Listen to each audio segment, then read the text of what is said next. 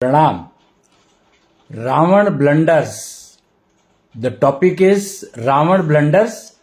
महाविष्णु ज्ञान कथा की बात करते हैं हम लोग, महाविष्णु ज्ञान की बात करते हैं हम लोग, और उसमें जो सबसे इंटरेस्टिंग वो निकल कर आया। आपने सुना होगा ना, एक वासुदैव कुटुंबकम का एक विचार जो कि सनातन संस्कृति में या भारतीय संस्कृति में चलता है, हिंदू संस्कृति में, क्या वासुदैव कुटुंबकम। तो उसको वो इंप्लीमेंट होना चाहिए या नहीं होना चाहिए मुझे मालूम नहीं है, क्योंकि बड़ा मुश्किल काम है। कुटुंब परिवार तो एक साथ रह नहीं पा रहे, तो कुटुंब कैसे रहेंगे और फिर पूरी वसुधा एक कुटुंब हो जाए, ये तो शायद संभव ही नहीं है। क्यों? क्योंकि सबकी अपब्रिंगिंग अलग अलग है, हर पॉइंट पर हर ज्योग्राफी बदल जाती है, लैंगिट्यूड लैटिट्यूड बदल जाते हैं, तो सिटी बदल जाती है, तो बिहेवियर बदल जाता है, वातावरण का असर बदल जाता है। ज्योग्राफी पॉइंट्स के हिसाब से कहीं पर बहुत ठंड होती है तो उसके हिसाब से रहना है, कहीं पर गर्मी होती है तो उसके हिसाब से रहना है, कहीं पे सनलाइट पूरा दिन 24 घंटे अवेलेबल होती है तो उसके हिसाब से रहना है, और कहीं पर अंधेरा रहता है उसके हिसाब से रहना है। कहीं पर 8-8 महीने बर्फ पड़ी रहती है, स्विट्जरलैंड 8-8 महीने साल में, तो उसके हिसाब से रहना है। और भारत जैसी जगह जहां पर सारे मौसम मिलेंगे आपको, गर्मी सर्दी एक्सट्रीम, गर्मी एक्सट्रीम, सर्दी एक्सट्रीम, बरसात, फिर उनका ट्रांजिशन फेज, कितना वेरिएशन है ज्योग्राफिकली। तो एंटायर कुटुंब वसुदैव कुटुंबकम का इंप्लीमेंट होना शायद मुश्किल है, पर महाविष्णु ज्ञान के आधार पर अगर हम चलते हैं तो शायद entire human race one team संभव है। जैसे इसमें दिखाया गया, अभी आपको मैंने एक वो दिखाई थी, ये आप देखेंगे, ये देखिए, Ravan blunders giving pain even today to entire human race one team project implementation. समझे आप? एक ये प्रोजेक्ट शुरू किया था, प्रोजेक्ट ई हॉट कहा गया है उसको, और ये आप राइट में देख रहे हैं, यूएन अवार्ड विनर हैं ये, और टाइम साइंटिस्ट हैं। तो इन्होंने ये प्रोजेक्ट शुरू किया था और यूएन को सजेस्ट किया था कि वसुदैव कुटुंबकम का तो पता नहीं, पर entire human race can become one team, ये पक्का है। ये अगर थोड़ा सा मैं बड़ा करके दिखाना चाहूं तो दिखा पाऊंगा कि नहीं दिखा पाऊंगा मुझे पता नहीं है। ये देखिए, इसमें अगर आपको समझ आता है कुछ तो, entire Ravan blunders giving pain even today to entire human race one team, entire human race one team project implementation चल रहा है। शुरू किया गया था 2-3 साल पहले, पर इंप्लीमेंट नहीं होने में आ रहा। तो इसके ऊपर चर्चा चलती थी, time clock museum research centre से मैं जुड़ा हूं, तो उस पर चर्चा चलती थी कि भाई इस प्रोजेक्ट में प्रॉब्लम क्या है, टीम के बिना तो कोई प्रोजेक्ट हो ही नहीं सकता, और टीम बन नहीं पा रही है। और हम लोग तो नेचुरल कैलेमिटीज के लड़ने के लिए, to fight natural calamities, we have no choice but to form entire humans one team. हमें डालना ही पड़ेगा, बनाना ही पड़ेगा। क्यों? बिना टीम बनाए तो आप नेचुरल कैलेमिटीज को कैसे हैंडल करोगे? पॉसिबल ही नहीं है, संभव ही नहीं है। साइंटिस्ट अर्ली वार्निंग सिस्टम पर काम करना ही पड़ेगा उनको। अर्ली वार्निंग आएगी तो उसको फिर संभालने के लिए कि डैमेज मिनिमम हो। हमें डैमेज मैनेज नहीं करना है, हमें डैमेज को मिनिमाइज करना है, मिनिमाइज। और डैमेज मिनिमाइज तभी होगा जब हम अर्ली वार्निंग सिस्टम्स पर ध्यान देंगे और ह्यूमन रेस वन टीम का कॉन्सेप्ट पकड़ेंगे, तभी होगा यह संभव। आप एक बात को यहां पर समझो, मैं कुछ ना कर गुरुजी आपके सामने हूं, और अब तो शायद आप मुझे पहचानने भी लगे हो, पता नहीं मेरे को। और entire human race one team का प्रोजेक्ट शुरू हुआ था, जब ये अवार्ड मिला था वहीं पर डिक्लेयर किया गया था। इसका वीडियो है, कभी सुनाऊंगा मैं आपको, अभी मेरे पास उपलब्ध नहीं है, मंगाना पड़ेगा। इंस्टीट्यूट से लेना पड़ेगा। तो वो सुने आप, तो उसमें क्लियरली कहा है कि वसुधैव कुटुंबकम संभव है नहीं है पता नहीं, लेकिन entire human race one team तो बनना ही पड़ेगा, कोई चॉइस नहीं है आपके पास। तो उसको बनने के लिए कुछ टिप्स दी गई थी उसमें। तो उन टिप्स का वो टिप्स सारी की सारी महाविष्णु ज्ञान से निकली हुई हैं। महाविष्णु ज्ञान, उसी की कथा कराना मेरा काम है, मेरी रिस्पॉन्सिबिलिटी है, मुझे दी गई है कि आप महाविष्णु कथा के माध्यम से entire human race one team को इंप्लीमेंट करवाने की, एटलीस्ट इंफॉर्मेशन शेयर करने की कोशिश शुरू करो, कोशिश जारी करो, कंटिन्यू करो, सो दैट लोगों को समझ तो आए कि हम कहना क्या चाह रहे हैं। Entire human race one team का मतलब क्या है, नेचुरल कैलेमिटीज का मतलब क्या है। अभी जैसे एक न्यूज आ जाएगी कहीं पर कि एस्ट्रॉयड टकराने वाला है आपकी पृथ्वी से और पृथ्वी खत्म हो जाएगी, और ये न्यूज मेरे ख्याल से पिछले 100 साल में पता नहीं कितनी बार गाई गई होगी। एलियंस आएंगे और धरती के लोगों को गुलाम बना लेंगे। मतलब कमाल है कि कैसी कैसी मूर्खतापूर्ण बातें चल रही हैं। तो वो इसीलिए चल पा रही है क्योंकि entire human race one team जब तक हम इंप्लीमेंट नहीं कर लेंगे, जब तक हम इस कॉन्सेप्ट को समझ नहीं लेंगे, तब तक कुछ नहीं होने वाला। आप इसको इस तरीके से समझो कि क्यों नहीं होने वाला अगर हम इस प्रोजेक्ट को नहीं लेते हैं, और कैसे होगा उसको समझने के लिए आप एक चीज समझो। एक होता है एसोसिएशन, सुना होगा आपने, RWA, रेजिडेंट वेलफेयर एसोसिएशन। ऐसे ही बहुत सारी एसोसिएशन बनती हैं। एसोसिएशन का मतलब है एसोसिएट्स, यानी team. Family is a team, family is not relations. You have to get rid out of this confusion कि फैमिली जब तक टीम की तरह से काम नहीं करेगी, जब तक वो फैमिली किसी काम की नहीं है, वो समाज में कंट्रीब्यूशन कुछ कर ही नहीं सकती। जब तक के फैमिली एक टीम नहीं बनेगी, तब तक समाज बन नहीं सकता, समाज का निर्माण हो नहीं सकता। और फैमिली के मेंबर्स टीम मेंबर्स नहीं बनेंगे तो फैमिली बन ही नहीं सकती।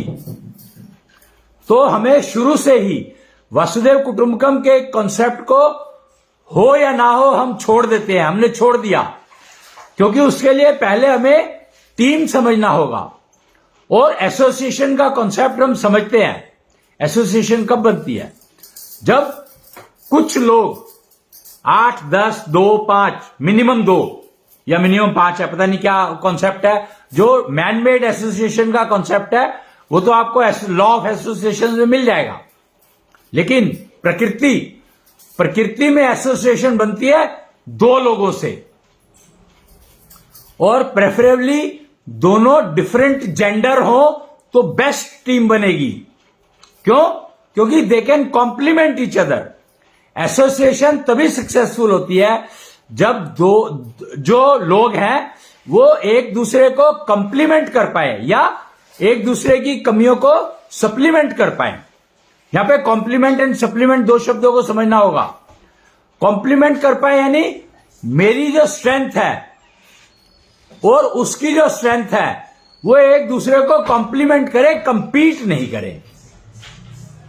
स्ट्रेंथ का कॉम्प्लीमेंटेशन और वीकनेसेस को सप्लीमेंटेशन, यानी मेरी कुछ वीकनेसेस है, उसकी कुछ वीकनेसेस है, मेरी कुछ स्ट्रेंथ है, उसकी कुछ स्ट्रेंथ है, तो वो मिले और उसकी स्ट्रेंथ मेरी वीकनेसेस को कम करें और मेरी स्ट्रेंथ उसकी वीकनेसेस को कम करें, तब जाकर के एक परफेक्ट टीम बनेगी।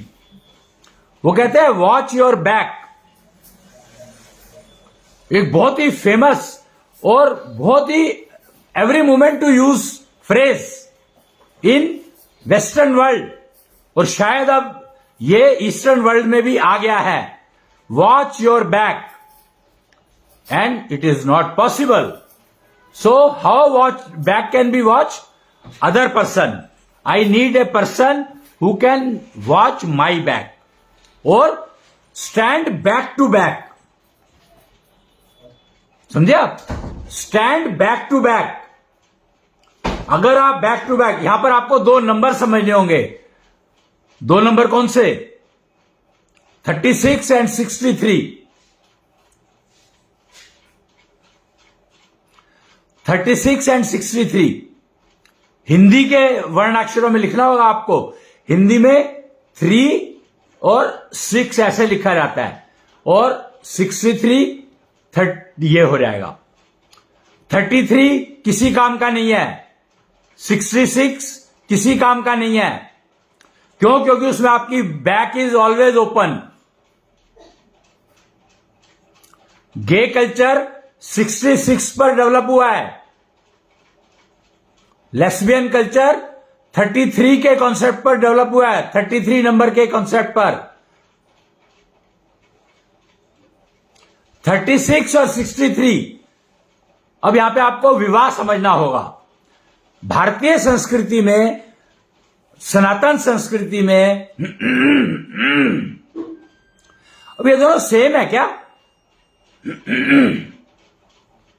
मुझे लगता है अब ये भी समझने का समय आ गया है कि सनातन संस्कृति तो यूनिवर्सल है, और भारतीय संस्कृति यूनिवर्सल है या सिर्फ भारत के लिए एप्लीकेबल है, यह हमें समझना पड़ेगा। तो ये दो चीजें तो बिल्कुल समझनी ही पड़ेंगी हमें कि 33 और 66 क्या बता रहे हैं, और 36 एंड 63 क्या बता रहे हैं। तो ये चीजें समझने के लिए हमें जाना पड़ेगा सनातन संस्कृति पे, भारतीय संस्कृति की का विराट रूप। आप ये कह सकते हैं कि सनातन संस्कृति जो है भारतीय संस्कृति का विराट रूप है। उसमें सारा यूनिवर्स कवर हो जाता है। जब हम सनातन संस्कृति की बात करते हैं तो उसमें सारा यूनिवर्स कवर हो जाता है। और सनातनता का शब्द का अर्थ बताया गया था यूएन के अवार्ड विनिंग अवार्ड प्रोग्राम में। ये रियल लाइफ हीरोज अवार्ड का प्रोग्राम था, उसमें बताया गया था ये कि सनातनता का, सनातन का मतलब है जब आप पैदा हुए हो, यानी पेट में आए हो, कंसीव किए हो, और जब आप शरीर छोड़ोगे, मृत्यु को प्राप्त करोगे, तब तक आप स्वस्थ रहें, आप बीमार ना हो, बिल्कुल रोग मुक्त, कष्ट मुक्त, pain free, disease free and failure free living होनी चाहिए, लग्जूरियस लिविंग होनी चाहिए। Pain free, failure free, disease free living, luxurious living होनी चाहिए। इसका नाम दिया गया था डिजिटल लिविंग, और यह है project e hot, entire human race one team का वो टैगलाइंस कह सकते हो आप, जो भी कहो उसको अंग्रेजी में, मुझे नहीं पता। एक एसोसिएशन बनाई गई है ई हॉट,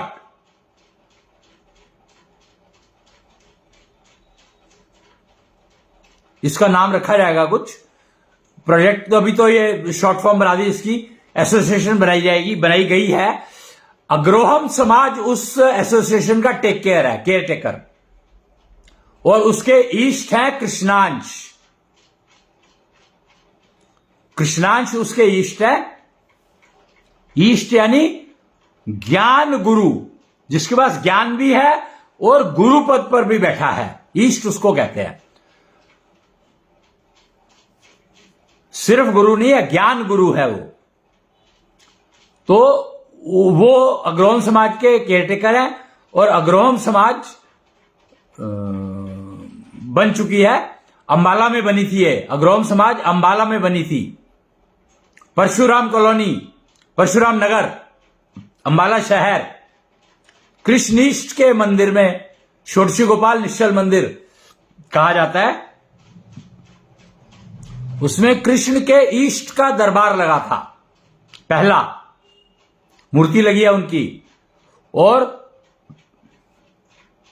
उनकी एनर्जी जो है 10 मील के घेरे में है वहां पर, 10 माइल्स सर्कल फ्रॉम दी कृष्णीष्ट मंदिर।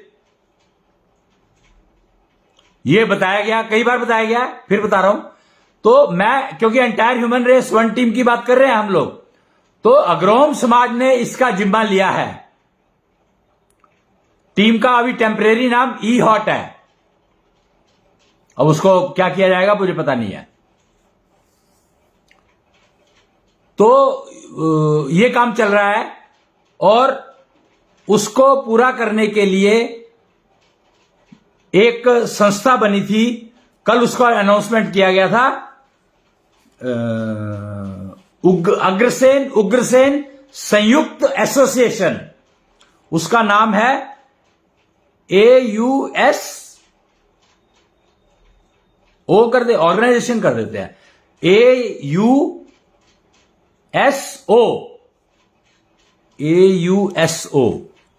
एक सेकंड मैं जरा इसको नोट कर लूं।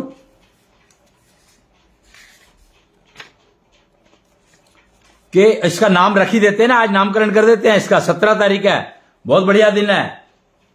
18 शुरू होने वाली है थोड़ी देर में।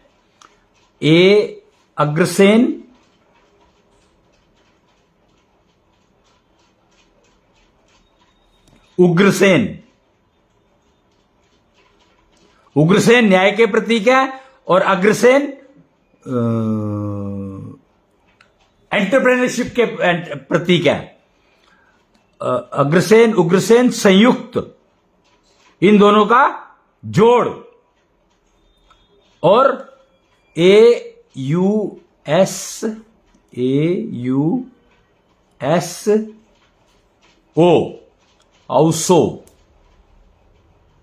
औसा, देखते हैं क्या बनता है, डिस्कस करा जाएगा। अब ये टीम में जाना जाएगा।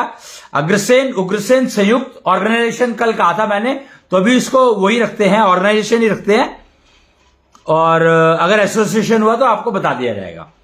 इसमें क्या किया गया है, सिक्का तुम्हारा ईंट हमारी, जो कॉन्सेप्ट शुरू किया गया है वो किया गया है, सिक्का तुम्हारा ईंट हमारी। और इसमें 3 पहलू हैं, इसके 3 वो हैं, जो 3 ब्रांचेस हैं। एक तो ये कि कल मैंने बताया था, जैसे मोदी जी ने एक स्कीम शुरू की है, मोदी सरकार ने, भारत सरकार ने, करंट मोदी सरकार, भारत सरकार ने, कि कोई भी एंटरप्रेन्योर बनना चाहता है तो उसको 10 लाख की वो की जाएगी, लोन दिया जा सकता है, कैपिटल उसके लिए, कैपिटल इन्वेस्टमेंट 10 लाख रुपया। तो महाराजा अग्रसेन ने जो एक प्रथा शुरू की थी, एंटरप्रेन्योरशिप की प्रथा शुरू की थी, एक सिक्का एक ईंट से, और अब उसको अपग्रेड कर दिया गया है। मोदी जी ने कहा ना कि पैसा किसी का भी हो, मेहनत हमारी, समझे? तो इसका मतलब है कि सिक्का तुम्हारा ईंट हमारी। यहां पर ईंट, वहां पर ईंट कहा गया था मकान बनाने को और यहां पर ईंट कहा गया टेक्नोलॉजी को। ईंट का मतलब है टेक्नोलॉजी। तो तुम सिक्का लेकर आओ, हम तुम्हें टेक्नोलॉजी देंगे। हमारे पास 3000 टेक्नोलॉजी का टेक्नोलॉजी बैंक है, आप ले सकते हैं उससे। पर कॉटेज इंडस्ट्री की बात करते हैं हम लोग टाइनी यूनिट की नहीं बात करते हैं हम लोग, या टाइनी यूनिट कह सकते हो, कि मुझे पता नहीं है इनकी स्पेसिफिकेशंस क्या है। 10 लाख रुपए में जो यूनिट स्टार्ट हो जाए, वो टाइनी यूनिट है या कॉटेज इंडस्ट्री है या गृह उद्योग है, जो भी नाम देना चाहो दे दो आप उसको। हम उसको औसा उद्योग देंगे, औसा इंडस्ट्री, औसो या औसा, जो भी होगा देखते हैं क्या बनेगा। तो ये नाम देंगे। उसमें 3 पहलू है। एक तो सिक्का तुम्हारा ईंट हमारा में 3 पहलू है। एक तो तुम्हारे पास अगर अपने पैसे हैं तो आप पैसे खर्चने के लिए तैयार रहो, 10 लाख रुपए आपको टेक्नोलॉजी हमारा बैंक देगा, हमारा एसोसिएशन देगी, औसा ऑर्गेनाइजेशन देगी। कोई भी टेक्नोलॉजी जो आपके मन में हो, प्रोडक्ट आपको चूज करना है, टेक्नोलॉजी हम अवेलेबल करवाएंगे। हमारे पास प्रोडक्ट नहीं है, टेक्नोलॉजीज हैं। पता नहीं मुझे तुम इस फर्क को भी समझ पाते हो कि नहीं समझ पाते हो, कि हमारे पास टेक्नोलॉजीज हैं, प्रोडक्ट नहीं। हां, हर टेक्नोलॉजी प्रोडक्ट में कन्वर्टेड है, टेस्टेड है, सारे टाइप टेस्टेड है। जैसे मैं आपको एक प्रोडक्ट बता सकता हूं, शंख टेक्नोलॉजी पर आधारित है एक सिस्टम, उसको कहते हैं हम लोग क्या, आकाश तत्व संतुलक तक शंख। अगर आप कहें तो मैं आपको दिखा भी सकता हूं वो प्रोडक्ट। एक मिनट जरा मैं देखता हूं मेरे बैग में है क्या।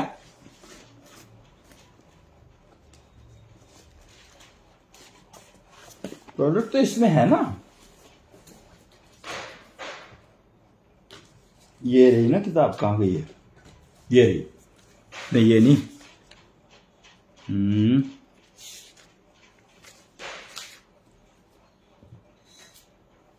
ना इसमें कहां गई वो किताब, आई एम सरप्राइज्ड, वो बुक मेरे पास अभी है नहीं, पर मैं इसमें दिखा सकता हूं आपको कि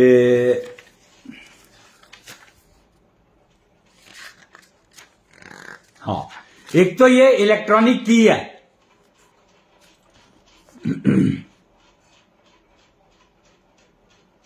ये देख रहे हैं चाबी, ये इलेक्ट्रॉनिक चाबी है। ये चाबी आपको हेल्प करती है आपके स्ट्रेंथ को खोलने की, आपकी जो स्ट्रेंथ है बाय बर्थ और आपको पता नहीं है उसके बारे में, तो ये चाबी आपकी स्ट्रेंथ को खोलने का काम करती है। ये चाबी आप विकसित कर सकते हैं, ये चाबी मैन्युफैक्चर करके बेच सकते हैं आप। तो ये प्रोडक्ट हो गया एक, और इसमें आपको शायद इलेक्ट्रॉनिक्स कुछ ना दिखा हो, अभी तो था यार मेरे पास ये,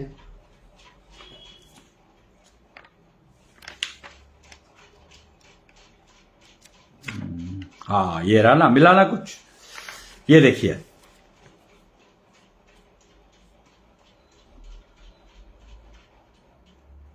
ये देखिए, ये है एक प्राण श्वास पल, यानी आप कितने, आपकी श्वास प्रक्रिया का पूरा रिफ्लेक्शन, यानी आप सांस जो ले रहे हो उसमें आपको वो दे क्या रहा है, ये सांस ले रहे हो और आपको दे क्या रहा है।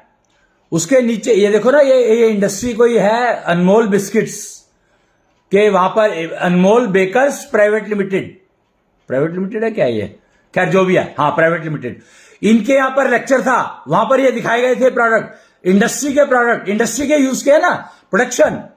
फिर ये नीचे एक इंस्ट्रूमेंट दे रखा है, श्वास पैथी लिखा है इस पे, इनहेल और एक्सहेल। तो इनहेल में आपने कितना अपना स्ट्रेंथ ली, इनहेल में आपने कितने अपना हवा को यूज किया, और एक्सहेल में आपने कितने अपना वेस्ट को बाहर फेंका। जैसे यूज तो किया 97% और फेंक पाए सिर्फ 92%, तो 5% आपके अंदर रह गया, तो वो आपको नुकसान देगा, नहीं तो अगले सांस में फेंक देना। Measuring instrument. फिर एक ये नीचे दिखा रखा है शंख मीटर, ये आपके लंग्स की एफिशिएंसी को मेजरमेंट दिखाता है। ये देखो आपको ये मेजरमेंट करते हुए, ये देख रहे हैं आप, ये जो मीटर रखा है उसके ऊपर ये संत हैं, संत अपनी एफिशिएंसी मेजर कर रहे हैं कि वो जो योगा प्राणायाम कर रहे हैं उसका उनको कितना लाभ मिल रहा है। इस मीटर को कहा जाता है कि ये सर्टिफाइंग एजेंसी है प्राणायाम करने वालों के लिए, कि आप प्राणायाम कर तो रहे हो पर आपको उसका लाभ मिल रहा है कि नहीं मिल रहा है। और ये दिखाया था इन्होंने, जी न्यूज ने कवर किया था 2007-2008 में। ये कब से बने हुए हैं पर मार्केट में नहीं दिए गए, उसमें कहा था जल्द मार्केट में आएगा पर दिए नहीं गए। क्यों? क्योंकि अभी तो प्राणायाम करने वालों को यही नहीं पता कि उनको प्राणायाम कितना फायदा दे रहा है। रोज मेजरमेंट कर सकते हैं, संभव है ये, पर उनको समझ ही नहीं आ रही कि मेजरमेंट कैसे हो सकती है। तो ये मेजरमेंट होती है नब्ज ज्ञान पर। ये जो मैंने आपको इंस्ट्रूमेंट दिखाया, ये जो मैंने आपको सिस्टम दिखाया है, ये ओहो, ये देखिए ये क्या कर रहा है, इन्होंने अपना अंगूठा रखा है मशीन के ऊपर और मेजरमेंट कर रहे हैं, सांस ले रहे हैं। जब स्टेथोस्कोप लगाता है डॉक्टर तो कहता है गहरे सांस लो, कहता है कि नहीं कहता है? तो ऐसे ही इसमें अंगूठा रख करके और गहरे सांस लेने होते हैं। मुझे पता नहीं आप पढ़ पाओगे कि नहीं पढ़ पाओगे। ये मशीन है, ये सैस टेक्नोलॉजी पर आधारित है। वो पीछे लिखा है ना SAS येलो में, और यहां पे ऑपरेटिंग प्रोसीजर लिखा है, और ये डिस्प्ले लगा है, इसमें LCD डिस्प्ले है। ये 2 वर्जन आते हैं, LED और LCD दोनों आते हैं। तो इसमें यहां पे थंब रखने की जगह वो जैसे उसने रखा हुआ था। 5 गहरे सांस लेने होते हैं। आप अगर देखेंगे तो आपको नेट के ऊपर बहुत सारे वीडियो मिल जाएंगे टेस्ट करते हुए। नक्षत्रा एग्जीबिशन में था, स्पोर्ट्स की एग्जीबिशन में था, पिछले साल की जो स्पोर्ट्स की एग्जीबिशन लगी थी उसमें लगा था डिवाइन स्टेमिना मेजरमेंट। एक प्रोजेक्ट था डिवाइन स्टेमिना,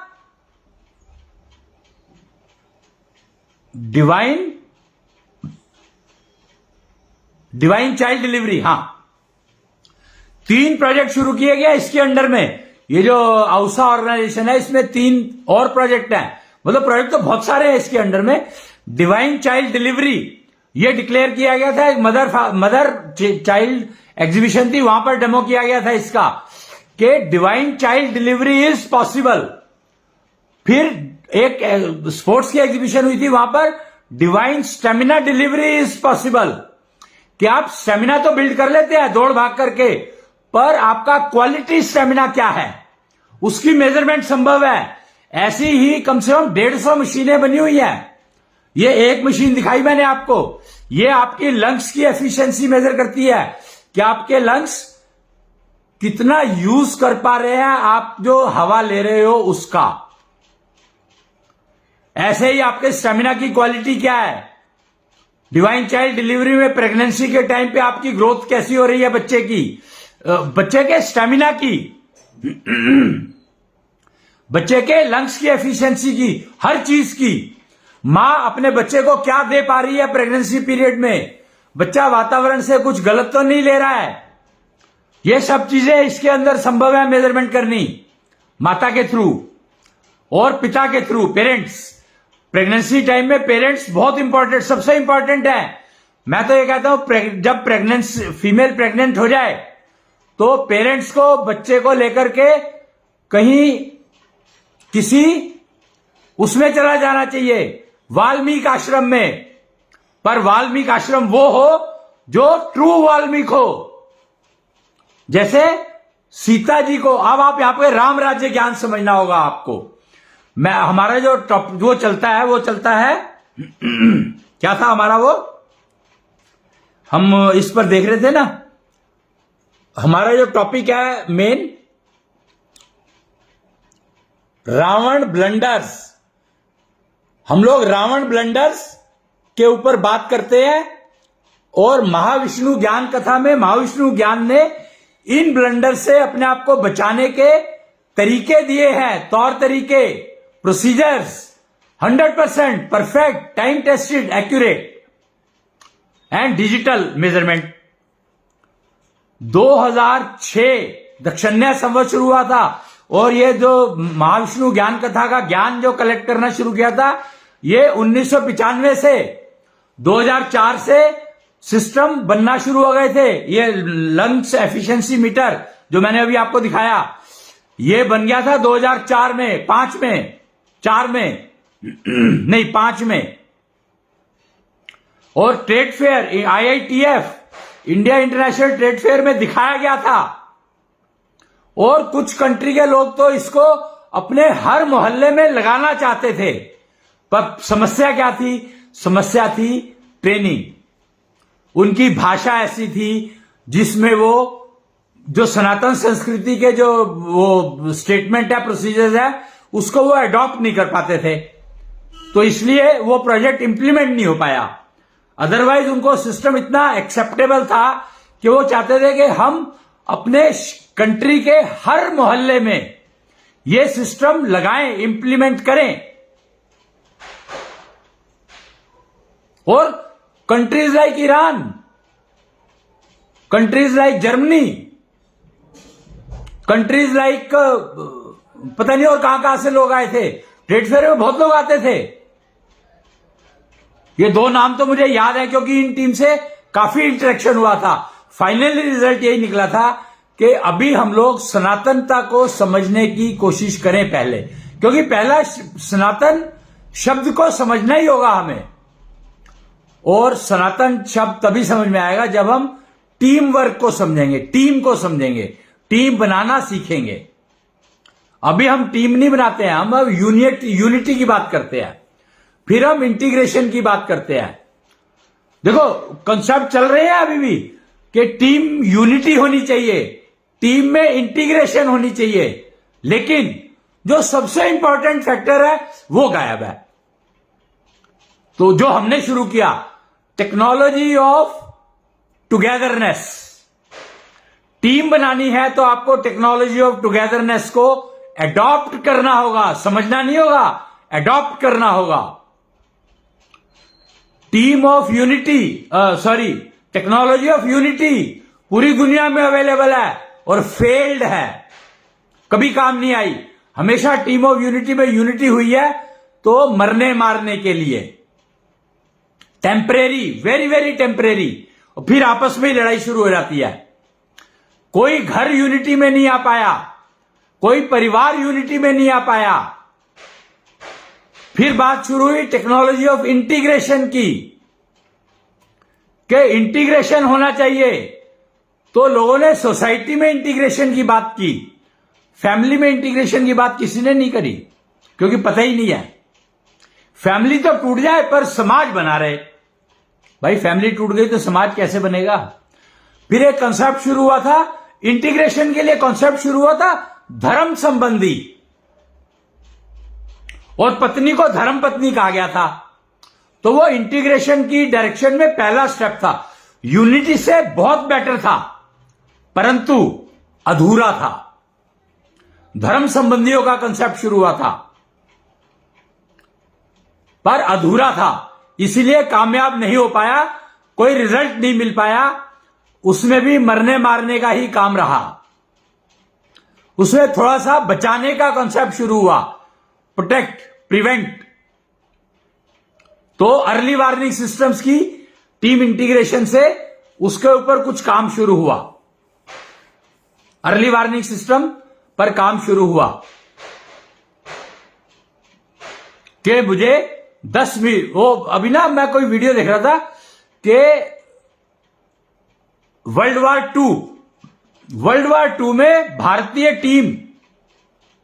भारतीय सैनिकों ने डिसीजन मेकिंग हर जगह पर करवाई, पर भारतीय सैनिकों का भी नाम नहीं आया, नाम आया ब्रिटिश सैनिकों का, जबकि सारा काम भारतीय सैनिकों ने किया, सैनिक सारे भारतीय थे। और अब ये चीजें खुलने लगी हैं, अब इस पे पब्लिक बात करने लगी है।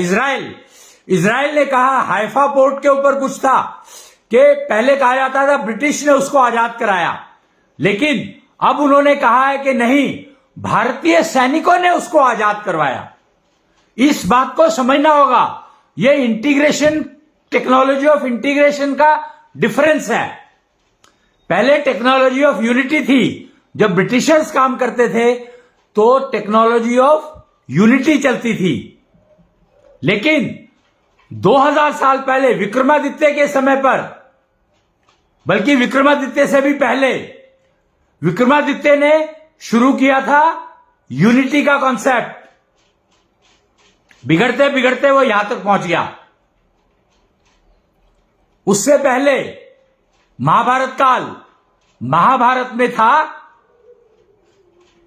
टुगेदरनेस का कॉन्सेप्ट,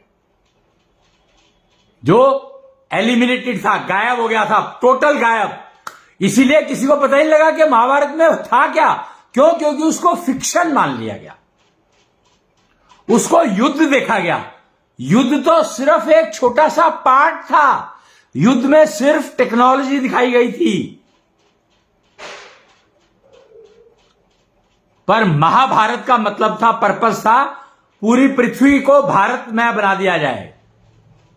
भारत यानी आभा युक्त, पर आभा जो है दूसरे से आती है। तो अब जो कॉन्सेप्ट शुरू हुआ 2006 से, जो नया कॉन्सेप्ट शुरू हुआ था 2006 30 मार्च दक्षिण्य संवत से, वो था भामणी, यानी पृथ्वी को मणि बनाना। पृथ्वी बनने लगी अब भामणी, हर कन्या बनने लगी अब मणि। मणि का मतलब है सूर्य पर निर्भर नहीं करती है। भारत का मतलब है पृथ्वी अगर भारत बनती है तो फिर वो सूर्य के द्वारा सरवाइव होगी, सूर्य उसको सरवाइव करवाएगा। लेकिन अब महाविष्णु ज्ञान कथा, महाविष्णु ज्ञान कहता है कि नहीं, पृथ्वी को एक मणि बनना चाहिए, और वो मणि तभी बन सकती है जब हर कन्या पृथ्वी पर रहने वाली मणि बन जाएगी। और मणि बनने का तरीका महाविष्णु ज्ञान कथा में है, महाविष्णु ज्ञान में है। सारे सिस्टम दिए गए हैं टोटल। तो टेक्नोलॉजी ऑफ टुगेदरनेस अब ठीक से नई विकसित करी गई है। एक्चुअली वहां पर जो टेक्नोलॉजी टुगेदरनेस में ईगो आ गई थी, वहां पर लड़ने के लिए टुगेदरनेस थी। यहां पर entire human one team, entire human race one team बनाने का कॉन्सेप्ट शुरू हुआ है। वहां पर एंटायर ह्यूमन वन टीम नहीं था, वहां पर वासुदेव कुटुंबकम का कॉन्सेप्ट था। तो वासुदेव कुटुंबकम को इंप्लीमेंट करने के लिए महाभारत करवाई गई थी, और अभी तक भी उसकी बात होती है, क्योंकि हमें पता ही नहीं है कि नया कॉन्सेप्ट आ चुका है, महाविष्णु ज्ञान आ चुका है, पता ही नहीं है हमें किसी ने बताया ही नहीं, हमें समझ ही आया नहीं। जबकि चर्चा हो रही है 2004 से, 1995 से तैयारी चल रही है। कृष्णांश आए थे पृथ्वी पर, महाविष्णु स्वयं आए थे। महाविष्णु जब आते हैं पृथ्वी पर तो पृथ्वी को कुछ देकर जाते हैं। तो अब की बार वो कृष्णांश दे गए थे। और कृष्णांश क्या है? हवा की ऊर्जा। जो हवा इतनी पॉल्यूटेड हो चुकी है, बीमार करती है, कोरोना वायरस, जिसमें आपको पता ही है कि हवा इतनी प्रदूषित हो गई थी कि आपको सांस लेना मुश्किल हो गया था, मास्क लगाना पड़ रहा था।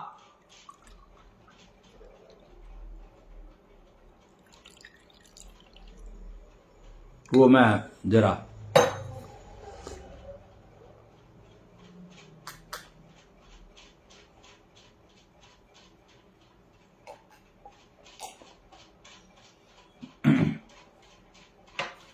कोरोना वायरस शायद इंडिकेशन था महाभारत में वासुदेव कुटुंबकम इंप्लीमेंट करने का। जो पॉल्यूशन था उस समय में पता है आपको, गंगा 4 इंच की रह गई थी, इतना पॉल्यूशन हो गया था।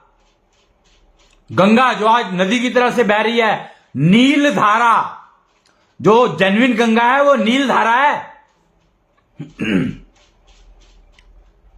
तो नील धारा को भूल गए लोग, गंगा पर सिमट कर रह गए। उस समय गंगा 4 इंच की नाली रह गई थी, पानी दिखता था, बहता नहीं था, पॉल्यूशन अनलिमिटेड। और आज नील धारा देखो कैसे बहती है, कोई रोक नहीं सकता उसको। नील धारा को कोई रोक नहीं सकता, अपनी मर्जी से चलती है, स्वच्छंद।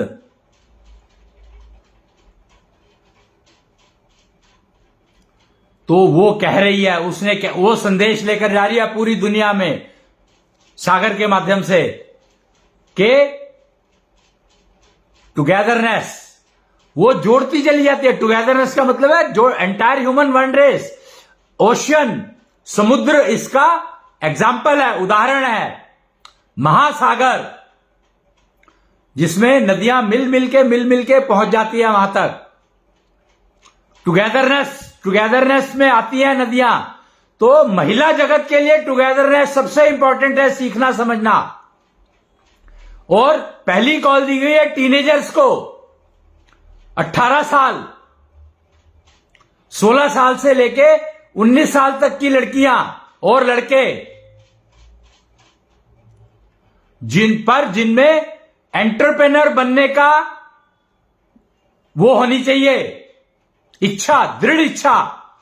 They should be strongly, firmly believing in self with the idea of starting a startup, जो तीव्र इच्छा रखते हैं, दृढ़ इच्छा रखते हैं अपना काम करने की, उन लोगों को बुलाया गया है। 16 साल से शुरू होगा, 16, 17, 18, 19, इन 4 साल में जो भी लोग हैं, इन 4 वर्ष की आयु में महिलाएं, लड़कियां और लड़के सभी इनवाइटेड हैं पूरी दुनिया से। अंडर सिक्का तुम्हारा ईंट हमारी कार्यक्रम में प्रोडक्ट आपको चुनना है। पहले 4 साल ट्रेनिंग दी जाएगी। आपने अग्निवीर का नाम सुना होगा, तो यह है एंटरप्रेन्योर वीर।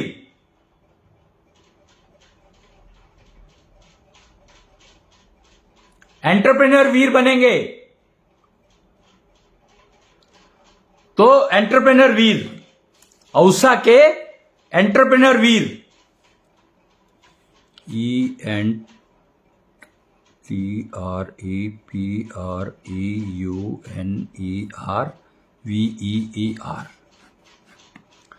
तो एंटरप्रेन्योर वीर बनने के लिए आप सबका निमंत्रण है।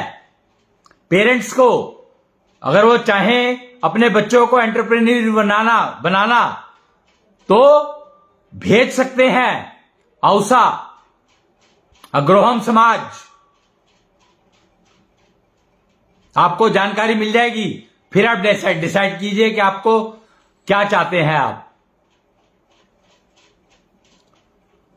और ये जानकारी मुझे देनी थी आज एक तो, और आप इसको ना एक किस्म से ये मान सकते हैं इंक्यूबेशन प्रोग्राम है, बट ट्रेनिंग इंक्लूडेड है इसमें। इंक्यूबेशन प्रोग्राम जो अभी तक चलता था उसमें ट्रेनिंग नहीं होती थी।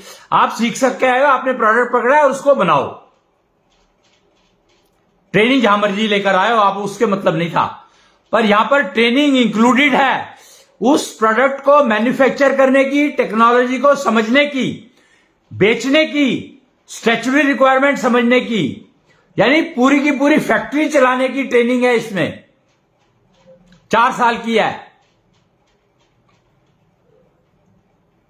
और टाइनी यूनिट की बात कर रहे हैं। बड़ी बनाना चाहते हो तो आप अपने ऊपर हो, फिर टाइनी यूनिट तक हम आपके साथ हैं। उसके बाद अगर आप बड़ा बनना चाहते हैं तो आप फ्री हैं। वो यूनिट आपकी है, आप उसको जैसे चाहो चलाओ, वो रहेगा। ये सब इंफॉर्मेशन आज मुझे देनी थी क्योंकि आज है 17 तारीख, केतु का वर्ष है और दशक है सूर्य का। सूर्य, केतु के सिर पर सूर्य बैठे हैं। केतु फैक्ट्री को कहा जाता है, फैक्ट्री को केतु कहा जाता है। पता है आपको? आपको शायद ये बात ही मालूम नहीं होगी कि फैक्ट्री को, प्रोडक्शन हाउस, फैक्ट्री को केतु कहा जाता है।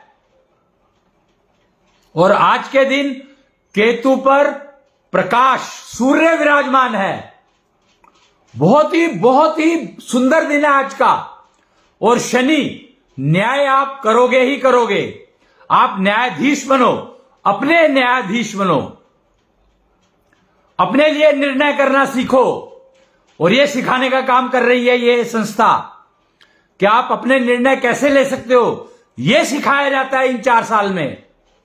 निर्णय हर पल लेने पड़ते हैं, हर क्षण लेने पड़ते हैं। तो निर्णय कैसे लेने हैं वो सिखाया जाता है। प्राइमरीली टेक्नोलॉजी को समझना, जिससे कि आप प्रोडक्ट में मॉडिफिकेशन कर पाओ, उसके नए नए वर्जन बना पाओ, वो सिखाया जाता है। टेक्नोलॉजी का उपयोग, कैपिटल गुड्स का उपयोग, टेस्टिंग, ये सब सिखाया जाता है उसमें। प्रोडक्ट बनाना, फिर आप बना सकते हो, शुरू कर सकते हो काम। तो ये आज जानकारी मुझे देनी थी एक तो। और रावण ब्लंडर्स, हम रावण ब्लंडर इन 4 सालों में वो भी कवर करते हैं कि रावण ने क्या क्या ब्लंडर की, जो आपको समझनी है और उनसे बचना है। क्योंकि रावण ब्लंडर तो करेंगे, रावण तो अभी भी है, उसके वंशज हैं ही अभी भी, कहीं गए थोड़ी हैं। उसके सीखे हुए बहुत लोग हैं, बल्कि ज्यादा होंगे, तो वो आपको नुकसान पहुंचाने की कोशिश करेंगे। तो रावण ब्लंडर्स आपको समझनी होंगी और महाविष्णु ज्ञान का उपयोग करके आपको उन ब्लंडर्स से अपने को बचाना होगा। अर्ली वार्निंग सिस्टम आपको फैक्ट्री में लगाने होंगे, जिससे कि आपकी फैक्ट्री को कोई दूसरा नुकसान ना पहुंचा पाए। ईर्ष्या से, क्रोध से, लोभ से, लालच से नुकसान ना पहुंचा पाए। और entire human race one team technology of togetherness पर आधारित है। तो आज मैंने इंट्रोड्यूस कर दिया टेक्नोलॉजी ऑफ टुगेदरनेस, और पहले चलती थी टेक्नोलॉजी ऑफ इंटीग्रेशन।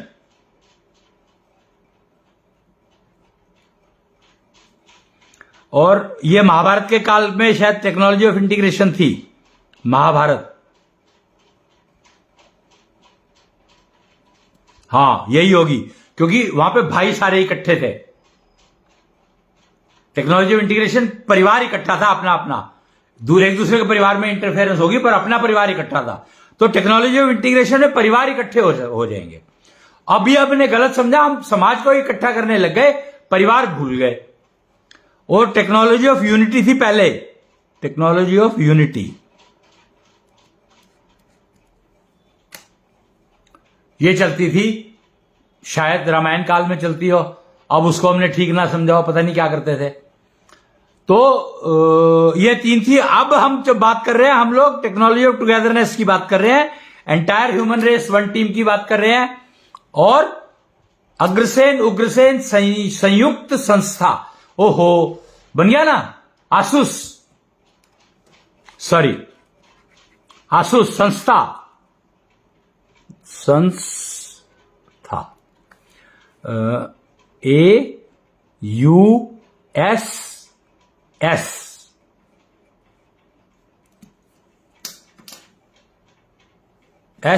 का संयुक्त का दो ले लेंगे, SU, आहा एकदम फ्लास, आसूस, AUS स्मॉल US, संस्था हो गई।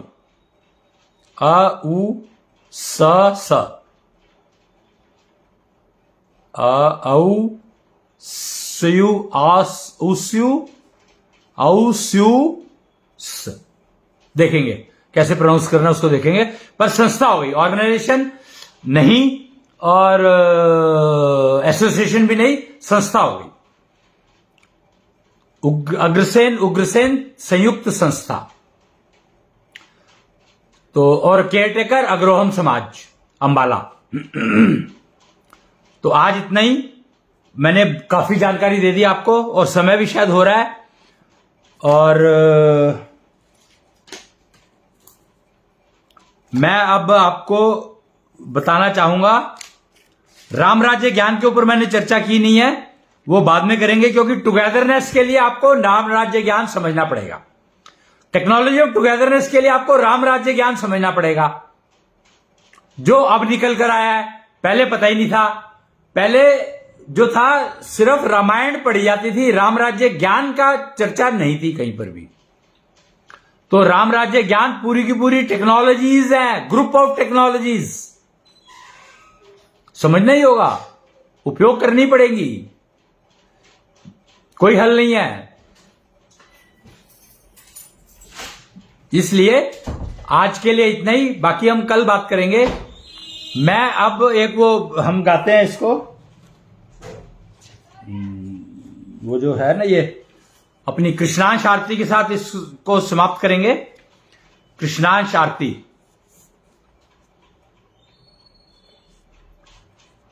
आत्मा वो ही तो रथ है, जिस पे मन होता है सवार, तन वही तो नाव है, बुद्धि जिसकी है पतवार। मन है गट्ठर कर्म फलों का, समय से पैदा होता विचार। बुद्धि ही फिर दिशा दिखाए, नाव को जैसे चाहे नचाए। नाव भंवर में ना फंस जाए, इतना तो कर लो इस बार। गट्ठर तुम जो हो लाए, उसको तो कम कर लो इस बार। पैदा हुआ जब बंद थी मुट्ठी, जाऊं जब खुले रहे ना हाथ। जो लाया हूं खर्च है करने, बढ़े ना मां तुम देना साथ। दुआ तेरी बस यही अपेक्षित, दिशाहीन ना हो जाए जीवन। श्वासों में निपटे ये गट्ठर, बचे न रह जाएं इस बार। जय कृष्णेंद्र, जय जय कृष्णेंद्र।